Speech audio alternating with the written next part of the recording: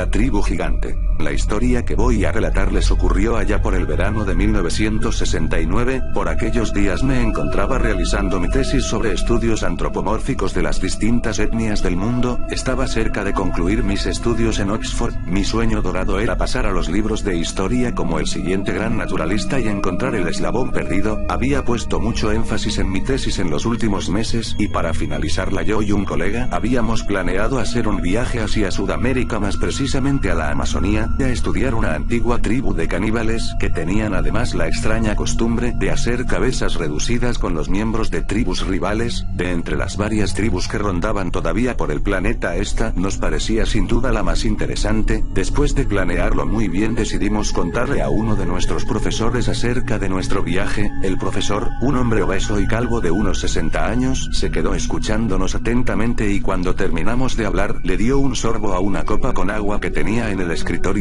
Luego nos miró por encima de sus anteojos y nos dijo: lo que están por hacer es un juego de niños, no quisiera desanimar los muchachos, pero visitar las tribus caníbales de Sudamérica es algo que ya muchos hemos hecho y a decir verdad ya no queda mucho por investigar sobre ellos, no van a lograr nada sobresaliente yendo a ese lugar, caballeros, conozco sus capacidades y sé que son capaces de hacer cosas más grandes, ustedes son capaces de aventurarse a donde pocos hemos ido. Le pregunté que a qué se refería con estas palabras y él me respondió que existía una tribu casi desconocida para la comunidad científica, una tribu de la cual solo los aborígenes hablaban con terror, Pancalanca los llamaban, y no se encontraba en Sudamérica, se hallaba más precisamente en Australia, en el inmenso desierto donde se hallaba la mítica Uluru. El profesor nos habló de una extraña tribu de comehombres, a los cuales según sus palabras él no podría describir como humanos sino como algo más, nos dio ideas vagas sobre su ubicación, pero que podríamos llegar hasta ese lugar si él se comunicaba con un viejo amigo suyo,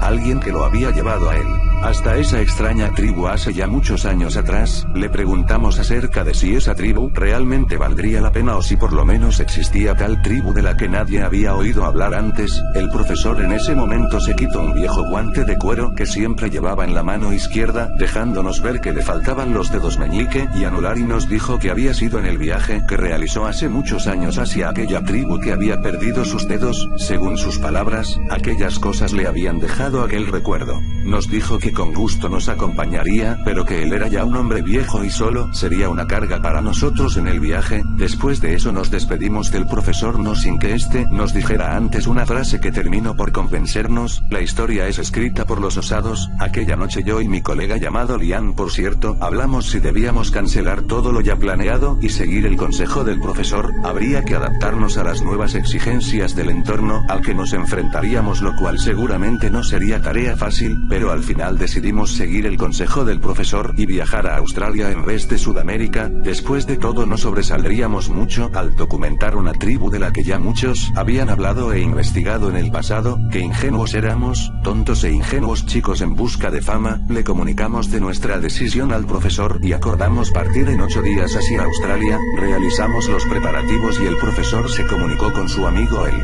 cual acordó sería nuestro guía una vez llegásemos a Australia. 3 días antes de partir, una estudiante buena amiga de Liam se unió a nuestra expedición y decidió que nos acompañaría. Era una psiquiatra recién graduada y estaba interesada en investigar comunidades y tribus indígenas. Era una chica de unos 23 años, rubia y delgada, de ojos ligeramente rasgados y labios rosas que parecían esbozar una sonrisa infantil todo el tiempo. Era una chica que denotaba inocencia y curiosidad en cuanto la veías. Yo la había visto antes en el campus y he de confesar que me sentía algo atraído hacia ella, ya que a decir verdad era la chica más linda del campus. Yo sabía que la excursión a la que nos enfrentábamos muy probablemente tendría peligros reales y no sería un alegre paseo por el bosque, pero en aquel momento mi deseo egoísta de que nos acompañara fue lo que me impidió hablarle a detalle del lugar al que nos dirigíamos, y la verdad es que ni siquiera yo tenía una noción verdadera de lo que nos encontraríamos en Australia. Liam, por su parte, era un tipo despreocupado,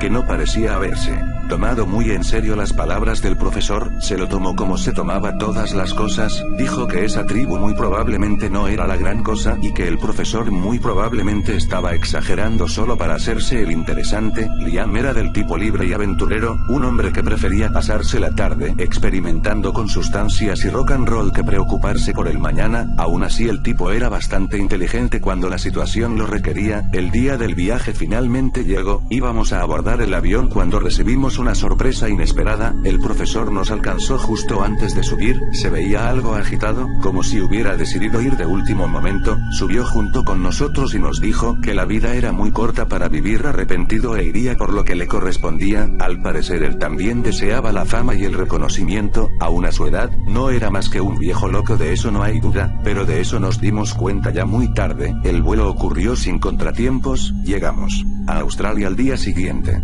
y nos dirigimos a un viejo hotel. El profesor fungió de guía durante nuestra breve estancia en la ciudad. Nos acomodamos los cuatro en un par de habitaciones contiguas de aquel viejo hotel. Liam y la psiquiatra, cuyo nombre era Meryl, pasaron toda la tarde entre ácido y hierba discutiendo sobre problemas raciales, guerras y demás asuntos a los que yo personalmente no les tomaba mucha importancia. Los dos parecían estar bastante acostumbrados a los psicotrópicos, ya que no parecían producir gran efecto en ellos. En una vieja radio sonaban algo de rock y blues. El profesor tampoco parecía darle mucha importancia a todo esto y solo se limitaba a mirar a través de una ventana que daba hacia la calle. Parecía algo ansioso ya que no paraba de mover uno de sus pies contra el suelo mientras daba sorbos a un pequeño vaso de agua que sostenía en la mano. Al parecer esperaba con ansias al que sería nuestro guía. Fue como a eso de la medianoche que el sueño me venció y me quedé tirado en la cama, mientras Liam y Meryl seguían hablando. Ya no sé ni de qué. Y el profesor se había quedado sentado en un banco con el vaso entre las manos y mirando hacia el suelo. Me despertaron como a eso de las 5 de la madrugada, todos estaban preparando sus cosas, el guía había llegado y era hora de partir. Bajamos hacia la calle donde ya nos esperaban el profesor y el guía. Este era un hombre de unos 40 años, con rasgos aborígenes, bastante robusto y alto, tenía la apariencia de un boxeador peso pesado, con ropas viejas y polvorientas y una barba y pelo descuidados adornados con un sombrero negro de cuero con dientes a modo de ornamenta y un gigantesco cuchillo Bowie en un costado del cinturón. Este hombre y el profesor estaban saludándose con aprecio hasta que nos vieron acercarnos. El hombre se le quedó viendo a Meryl como extrañado y luego volteó a ver al profesor y comenzó a hablarle. Llevaremos una chica, ¿no dijiste nada de eso? Dime, por lo menos sabe a dónde vamos, dime que por lo menos eso le dijiste. El profesor lo interrumpió como tratando de calmarlo y le dijo que todo estaba bien, que ella misma lo había decidido, pero el guía no parecía estar conforme y se dirigió hacia Meryl. Le dijo que esto no era una simple excursión y que se corría peligro real. Meryl le sonrió con tranquilidad y le dijo que no era la primera tribu salvaje que había visitado y que todo estaba bien. El guía le dijo que esto no iba a ser como nada que hubiera visto antes, pero que al final era su problema el seguirnos o no. Luego de eso subió al viejo jeep que sería nuestro transporte junto con el profesor. Liam y Meryl rieron un poco cuando el guía se dio la espalda, como si para ellos fuera solo un juego lo que estaba diciendo. Al final todos subimos al jeep y emprendimos el viaje que duró 2 días. Australia es un lugar extraño, por momentos pareciera que estás en otro planeta, carreteras que cruzan el desierto y parecen interminables. El paisaje se volvía por momentos tan repetitivo que pareciese que anduviéramos viajando en círculos, o nos hubiéramos quedado atrapados en un extraño sueño. Por aquellos días el país estaba bastante despoblado, así que encontramos muy pocos coches en aquel largo camino. Las noches por allá en medio del desierto son particularmente silenciosas y majestuosas. Es sin duda uno de los lugares más quietos y silenciosos sobre la tierra. Durante este tiempo traté de acercarme varias veces a Meryl, pero esta no parecía tener ningún interés particular en mí. De hecho, tanto ella como Liam parecían ahora estar plenamente concentrados en el trabajo. Desde que comenzamos el viaje en carretera, no perdían oportunidad de fotografiar y tomar nota de cuánto animal nuevo nos encontrábamos en el camino, llegando incluso a pedirle al guía que detuviera el auto para fotografiar a detalle cuando encontraban algún animal o planta particularmente interesante. El profesor y el guía se limitaban a hablar de lo que habían sido sus vidas en los últimos años. Fue durante el campamento del segundo día, mientras revisaba mis notas, que el profesor y el guía nos llamaron hacia donde ellos estaban. Nos sentamos todos alrededor de una fogata y comenzamos a beber de una botella de whisky que el guía sacó El profesor dijo entonces que ya era tiempo de dejar las cosas claras y contarnos de qué iba todo esto. En eso el guía sacó un objeto de una mochila de cuero que traía y lo puso en el suelo a la vista de todos. Tardamos un poco en darnos cuenta de que esta cosa que teníamos enfrente era nada menos que una mano humana a primera vista, pero había un pequeño, o más bien dicho un gran problema. Esta mano debía tener al menos 3 veces el tamaño de la de un hombre adulto, además de tener 6 dedos gigantescos, más parecidos a bananas que a dedos humanos. La mano momificada de alguna manera mostraba aún restos de un vello rojizo muy grueso en algunas áreas. Yo y Meryl quedamos impactados de inmediato y comenzamos a analizar la pieza. El profesor nos dijo que lo que veríamos, si decidíamos continuar, estaba más allá de cualquier cosa que hubiéramos visto antes. Nos dijo que esta no era la típica tribu de hombrecitos que te dejaría fotografiarlos si les obsequiabas un poco de comida. El peligro aquí era real, y tendríamos que seguir al pie de la letra las instrucciones si queríamos regresar a Londres. Dijo además que lo que veríamos pondría a prueba todo lo que sabíamos de evolución humana, y si las cosas salían bien quizá hasta se tendrían que reescribir los libros de historia. El guía por su parte nos dijo que el último poblado quedaba un poco más delante y éramos libres de no continuar y quedarnos ahí a esperar. Esa era la última parada, después ya no habría más que desierto y ya no habría vuelta atrás. Todos acordamos seguir pasara lo que pasara. Al día siguiente llegamos a Uluru, de ahí anduvimos por caminos de tierra por unas 3 horas más hasta llegar a un camión el cual deberíamos bajar, y luego seguir el cauce del río que corría en el fondo. De ahí todo el camino fue a pie, quizá un par de horas más, hasta llegar a unos matorrales. Desde ahí divisamos a unos 400 metros de distancia una caverna la cual se encontraba en la pared del camión a unos 10 metros del suelo. En eso, el guía sacó de su mochila unos frascos los cuales contenían una sustancia espesa y oscura, de un olor extremadamente repulsivo, la cual por orden del tuvimos que untarnos todos en el cuerpo hasta quedar completamente tapados. Nunca supe qué carajo contenía esa sustancia, pero puedo decirles que apestaba peor que un perro muerto en una letrina. Nos quedamos en esos árboles por orden del guía, y según él ahora era solo cuestión de esperar al ocaso. Fue como a eso de las 7 de la tarde, cuando el sol comenzaba a ocultarse y se sentía el frescor de la tarde cuando los vi por primera vez. Al principio solo escuché un rugido fuertísimo, parecido al de un jabalí pero humano a la vez. Luego de la caverna salieron 3 hombres, o lo que parecían ser hombres. Estas cosas fueran lo que fueran eran monstruosos, de no menos de 2.5 metros de alto cada uno y robustísima complexión. La espalda y hombros de estas cosas habrían hecho que cualquier gorila a lomo plateado pareciera un enclenque. Estas cosas habían saltado de la entrada de la caverna al suelo, el cual estaba a unos 10 metros, y lo habían hecho con una facilidad casi irreal. El estruendo que hacían al caer daba la impresión de que debían contar también con un increíble peso corporal. Usando los binoculares pude darme cuenta de que tenían cabello y barbas rojos. El pelo era muy grueso, reseco y enmarañado y muy sucio. La piel era blanca pero con un extraño aspecto rojizo, y sus rostros se asemejaban a lo que alguna vez debió haber lucido un neandertal. Su andar era similar al humano, pero más encorvado y tambaleante, lo que les daba un aspecto simiesco. Llevaban solo un sencillo taparrabos y algunos huesos colgados a modo de adorno en el cuerpo. Iban descalzos y todo su cuerpo parecía estar cubierto de suciedad y mugre, lo que les daba un aspecto totalmente descuidado y hostil. Estas cosas comenzaron a dirigirse hacia más adentro del camión, hacia el lado contrario del que nos encontrábamos. El plan era fotografiar todo lo que pudiésemos y recolectar toda la información posible sobre esta tribu, y si era posible recolectar también algún objeto o muestra de estas criaturas. Fotografiamos hasta poco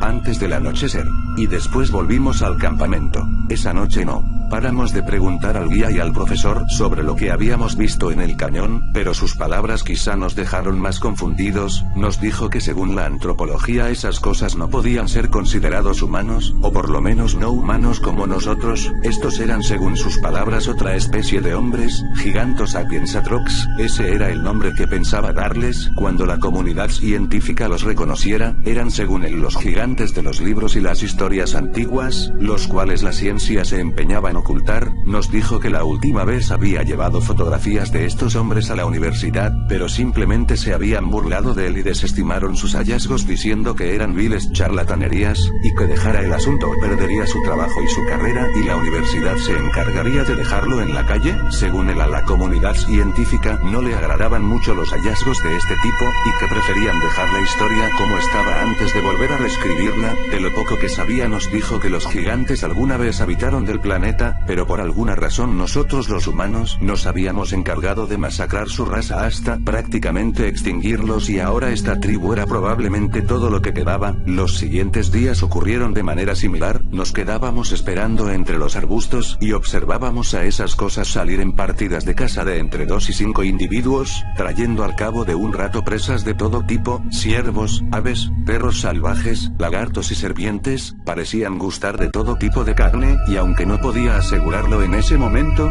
daba la impresión de que se guiaban principalmente por el olfato, y comprendí entonces el propósito del baño de inmundicia que nos poníamos antes de acercarnos a ese lugar. Era un camuflaje olfativo, y parecía dar resultado ya que esas cosas casi no se habían acercado a nosotros, y cuando lo hacían bastaba con que nos quedásemos quietos para que estos se alejaran. Fue durante la que se suponía sería la última noche en ese lugar que todo se fue a la mierda. Estábamos en los arbustos observando una partida de caza cuando sucedió algo inesperado. De la caverna salió lo que parecía ser una cría. El infante debía tener ya el tamaño de un hombre adulto de más o menos 1,80 metros, y según el guía debía tener unos 5 o 6 años. Estábamos concentrados tomando fotografías que no nos dimos cuenta que el profesor se alejaba llevándose consigo su rifle. Para cuando nos dimos cuenta él ya estaba cerca de la cría y le había disparado un dardo tranquilizante, y con trabajos lo levanto y lo llevo hasta donde estábamos, mientras los 4 observábamos atónitos. Al llegar le dijimos que si se había vuelto loco y que qué era lo que pensaba hacer con esa cosa, a lo que el profesor nos respondió que lo llevaríamos de vuelta con nosotros y si era necesario, él mismo lo llevaría de vuelta en un bote de remos hasta Inglaterra. Tratamos de hacerlo razonar y le dijimos que simplemente lo dejara allí y huyéramos, pero él se negó. Dijo que de igual manera ya le había puesto suficiente anestesia para dormir a un tigre y nos dijo que de esta forma ya nadie podría negar lo que había descubierto, tomaría lo que le correspondía y se ganaría de una vez por todas un lugar en los libros, además de que ya no deberíamos trabajar en nuestra vida si todo esto salía bien. Yo y Meryl seguimos negándonos rotundamente, pero Liam y el guía aceptaron la propuesta del profesor. Al final todos acabamos ayudando para cargar el enorme cuerpo de unas 200 libras hasta el vehículo. Fue aquí donde comprendí totalmente el propósito de aquel brebaje apestoso que nos habíamos colocado en el cuerpo. Estas cosas olían peor que un animal muerto, muy similar a la inmundicia que traíamos puesta, por lo que al oler igual que un olor al que ya estaban acostumbrados, estos prácticamente no nos detectarían. Como sea, estas cosas olían a perro muerto, excrementos y sangre. Era el olor más nauseabundo que hubiera olido, además de tener la piel tapizada de mugre y suciedad, así como el cabello que estaba infestado de piojos y demás pestes. Al final llegamos al auto. Para esto ya estaba completamente de noche. Acomodamos a la cría en la parte trasera del vehículo y nos dispusimos a partir. Es aquí que todo se volvió nublado y los recuerdos que tengo son vagos. Una mano enorme arrancó entre gritos al guía de su asiento. Después, fuera del vehículo a mi lado, noté a una de esas cosas, el cual con una ferocidad animal volteó el vehículo varias veces como si de un juguete se tratara. En ese momento quedé inconsciente. No tengo idea de cuánto tiempo pasó. Fueron unos gritos ahogados los que me despertaron por la mañana. Al despertar todavía no estaba seguro si estaba despierto o estaba soñando. La cabeza me dolía y me daba vueltas. Estábamos en la caverna, Liam, el profesor, Meryl y yo. El guía, entre gritos y llantos desesperados, estaba siendo devorado por 7 de esas cosas, los cuales daban mordiscos en su cuerpo, y de cuando en cuando podíamos escuchar sus huesos crujiendo y despedazándose entre las fauces de esas criaturas. Al final, cuando empezaron a arrancarle las extremidades, usando solo las manos y los dientes, dejó de moverse y gritar, y ya solo se escuchó el crujir de huesos y la sangre y las viseras desparramarse en el suelo, solo para ser levantadas y devoradas por los gigantes. Recuerdo que el hedor ahí era insoportable. Había excrementos e inmundicia por todo el suelo, además de sangre y restos de animales y quizá de humanos por todas partes. La caverna parecía extenderse hacia adentro, quién sabe cuántos metros. Un poco más adentro de donde nos encontrábamos había una jaula enorme hecha de palos y barro, en la cual había lo que parecían ser 4 hembras. Estas eran más pequeñas que los machos, de algo más de 2 metros cada una, pero con una morfología similar, una de ellas embarazada y otra con una cría lactante aún entre sus brazos. Las hembras parecían estar en mal estado y parecían mostrar signos visibles de golpes y mutilaciones en todo el cuerpo. De hecho, parecía que apenas podían moverse y andar un poco, debido a lo lastimado de sus cuerpos. Cuando los gigantes terminaron de comer, fueron cada uno a los rincones de la caverna y se dispusieron a dormir. Lo que habíamos presenciado nos había dejado a todos sin palabras. Meryl solo sollozaba descontrolada. Liam decía que deberían venir a rescatarnos en cualquier momento. El profesor, quien solo se limitaba a mirar con una mirada desolada los restos del cadáver del guía, apagó de golpe las esperanzas de Liam. Nadie vendría a rescatarnos, nadie venía a este lugar, ya que todos los lugareños sabían lo que aquí se escondía, y nadie era tan estúpido para venir a este cañón, ni menos para rescatar a unos extranjeros estúpidos. Además, ni él ni el guía habían dado aviso a nadie de su viaje. Prácticamente solo nosotros sabíamos que estábamos allí. En eso uno de los gigantes se levantó y caminó hacia nosotros. Al fin pudimos verlo de cerca. Esta cosa era aún más grande de lo que creíamos, medía alrededor de 2,80 metros. El gigante se acercó y me tomó por el cuello, mientras yo le gritaba desesperado que me soltase y pateaba su cuerpo, pero mis golpes ni siquiera los notó. Simplemente me acercó a su cara y comenzó a olfatearme. Lo más aterrador de esto era que, a pesar de su salvajismo y brutalidad, su rostro de cerca se veía bastante humano, y de vez en cuando se formaba entre su cara una sonrisa tétrica, que dejaba ver unos dientes enormes y achatados. Luego me dejó caer al suelo y procedió a hacer lo mismo con Liam y el profesor. Esta cosa solo nos olfateaba sin que pudiéramos hacer nada, como si ya saboreara su próxima comida. Lo que pasó después es algo en lo que no quiero ahondar mucho. El gigante tomó a Meryl y procedió a olfatearla mientras esta lloraba desesperada, asqueada y aterrada. Le gritamos que la soltase hasta que nuestra garganta se quedó muda, pero esa cosa ignoró nuestros gritos, simplemente se limitó a seguir olfateando a Meryl hasta que pareció darse cuenta de que esta era una mujer. Después de esto la arrojó a la jaula. Esas cosas, esas aberraciones tomaron a Meryl durante todo el tiempo que estuvimos allí, uno por uno. Esos gritos llenos de angustia y desesperación siguen desgarrando mis tímpanos aún a día de hoy. Esos gritos eran el horror en estado puro. Durante la noche estuvimos planeando las formas que teníamos para escapar de ese lugar, y el profesor nos dijo que tendríamos una oportunidad si llegásemos a alcanzar su mochila, la cual contenía suficiente anestesia, según él, para dormir una ballena. Conseguir los tranquilizantes no fue tan difícil. Esperamos a que los gigantes se quedaran dormidos y Liam dislocó sus muñecas hasta lograr quitarse las cuerdas que lo ataban. Se acercó sigilosamente a la mochila y sacó todos los dardos. Luego los pusimos todos en nuestros bolsillos. Lo difícil vino después de eso. Una de las criaturas se percató de que Liam había escapado y de que nos había desatado. En eso se abalanzó contra él, lo tomó y lo arrojó sobre una gran roca, partiéndole la espalda. Liam gritó de dolor y se quedó ahí retorciéndose. Después de eso volvieron a atarnos a todos. Para esto estábamos cerca ya del amanecer. Cuando el sol salió, las bestias devoraron a Liam ante nuestra mirada impotente. Para este momento ya ambos comenzábamos a deducir que al día siguiente uno de los dos sería el próximo en ser comido. Ese día le reproché al viejo profesor que había sido su necesidad y ambición de fama lo que nos había puesto en ese lugar, y ahora moriríamos de la forma más horrorosa posible. Pero lejos de inmutarse o de sentir algún remordimiento, solo se limitó a decir que a veces hay que darlo todo por la ciencia, aun si esto significa dar la propia vida o la de los amigos. El viejo seguía tan arrogante como siempre. Durante la noche me las arreglé para volver a desatarme. Tuve que partirme por completo las muñecas, aunque debido a que yo no contaba con la práctica de Liam, fue la cosa más dolorosa que he tenido que hacer. Se me ocurrió entonces una idea loca de la que a día de hoy no me siento arrepentido. Saqué todos los dardos, incluidos los de los bolsillos del profesor, y se los clavé todos en el abdomen. El viejo se levantó sobresaltado, pero le tapé la boca hasta que todo el líquido entró y este se quedó rápidamente desmayado. A la mañana siguiente uno de los gigantes se acercó hacia nosotros y nos olfateó. No sé si el viejo seguía dormido o ya estaba muerto para entonces, pero el gigante lo tomó al ver que no oponía ninguna resistencia, y todos los monstruos comenzaron a devorar su cuerpo inmóvil. Luego de eso noté que uno por uno comenzaron a mostrar signos de evidente mareo y desorientación, y uno por uno fueron cayendo pesadamente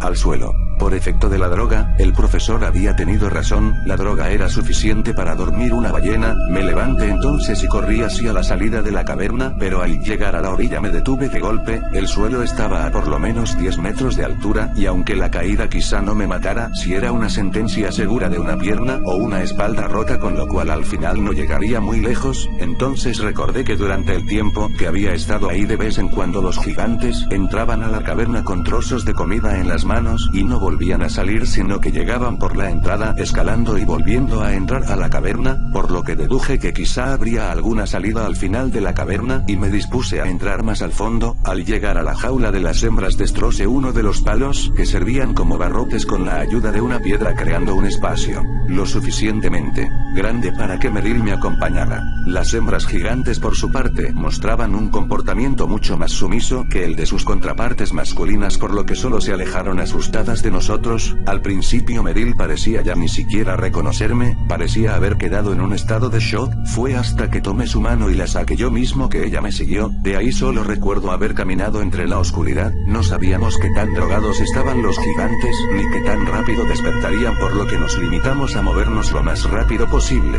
No sé cuánto estuvimos caminando, es difícil saber si fue 1, 2 o 3 horas, solo sé que anduvimos hasta casi quedarnos sin fuerzas, guiándonos solo con un viejo encendedor de bolsillo. La caverna era bastante más grande de lo que esperaba. De repente vi un poco más delante de mí, a unos 50 metros, un pequeño haz de luz que se filtraba por lo que parecía ser el techo de la caverna. Llegamos hasta una cámara enorme que parecía ser el final de la caverna, por la cual se filtraba luz desde un gran agujero en el techo. El problema era que este hueco se encontraba a unos 5 o 6 metros sobre el suelo y no había nada de lo que pudiéramos sujetarnos para subir. La cámara en la que nos encontrábamos era tan grande como una casa y estaba totalmente lisa. Perdí toda esperanza para ese momento. Había llegado a mi punto de quiebre, sentí que era mi fin. Habíamos llegado tan lejos pero al final habíamos fracasado. Sentí que los gigantes despertarían en cualquier momento y llegarían a devorarnos. Solo atiné a caer en el suelo de rodillas. Fue en ese momento cuando escuché ruidos en aquella caverna y me di cuenta de que no estábamos solos. Oímos pasos pesados y gigantescos. El sonido de lo que se acercaba fue suficiente para darme cuenta que sea lo que fuese era más grande que los gigantes que habíamos dejado atrás. De pronto, justo debajo del haz de luz que se colaba desde el techo, se posó frente a nosotros una figura tan colosal e imponente como nada que antes hubiéramos presenciado. No podía verle bien la cara, pero debía ser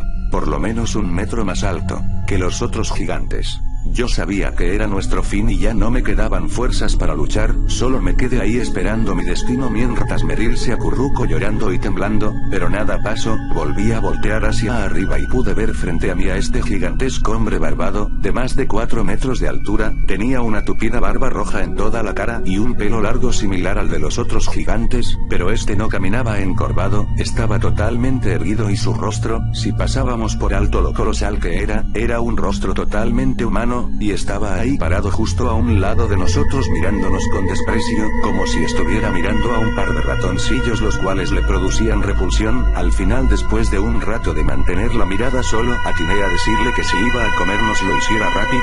Luego de eso, la inmensa mole que tenía frente a mí hizo algo que nos dejó impactados. Comenzó a hablar, con una voz que parecía a la vez humana y a la vez la de un animal, como si un oso pronunciase palabras. Sé que suena estúpido, pero es la mejor manera que tengo de describir cómo sonaba. Veo que lograron huir de mis vástagos. Al oír esto le pregunté si él era uno de ellos. Él dijo que sí y no comprendí esto. Solo le dije que porque permitía que esas cosas se comportasen como monstruos. Fue aquí cuando el gigantesco anciano se enfureció y pronunció las siguientes palabras: monstruos, ahora somos nosotros los monstruos. Mi raza fue alguna vez la más gloriosa que ha caminado en la tierra. Es de nosotros de quienes ustedes hablan en sus leyendas. Somos nosotros los grandes héroes, reyes y gobernantes del mundo anterior a este. Somos nosotros la raza que les dio a ustedes lenguajes con los cuales comunicarse, y tu malagradecida raza sedienta de avaricia y poder al final nos dio la espalda. Masacraron a los míos en cada rincón de la tierra, nos redujeron a unos cuantos y nos obligaron a huir y a recluirnos en cavernas y montañas para después decir que nosotros éramos los salvajes. Cuando fue en nuestros reinados cuando la humanidad gozó de más paz y bienestar. Luego llegaron incluso a negar que siquiera existimos. Yo traje a mis hijos e hijas a esta desolada isla hace ya muchos inviernos, pero hasta aquí nos han seguido y han seguido masacrándonos y orillándonos a vivir en el salvajismo. Esas criaturas que están allá en la caverna, mis vástagos, son el producto de generaciones de androgamia y del cruce con humanos. Son solo El triste recuerdo diluido de lo que alguna vez fue mi raza, ahora muy probablemente soy yo el último Nefilim real que queda, pero todo eso que más da, a tu raza ya no le interesa el pasado, y nos borrarán en cuanto puedan, lárguense y no vuelvan más por aquí. Luego de eso solo pude quedarme perplejo ante lo que el gigante me decía, él sujetó nuestros cuerpos y nos elevó hasta ponernos a la altura del hueco por donde pudimos salir a la superficie, le di las gracias por su piedad pero él ya no me respondió, era de día y solo caminamos sin rumbo bajo el ardiente sol hasta llegar a una carretera polvorienta donde un camionero nos recogió y llevó a la ciudad. El final de esta historia no es un final feliz, de más está decir que nadie me creyó, yo fui enjuiciado por el brutal asesinato de 3 hombres de los cuales se hallaron sus restos desmembrados en aquel cañón. Meryl acabó sus días en algún psiquiátrico de mala muerte en Inglaterra, según se acabó tan trastornada que no volvió a pronunciar una palabra. De los gigantes nadie encontró ningún rastro más allá de huesos de animales en aquella caverna. Hoy paso mis días en una celda teniendo como único consuelo el conocimiento de lo que en verdad pasó.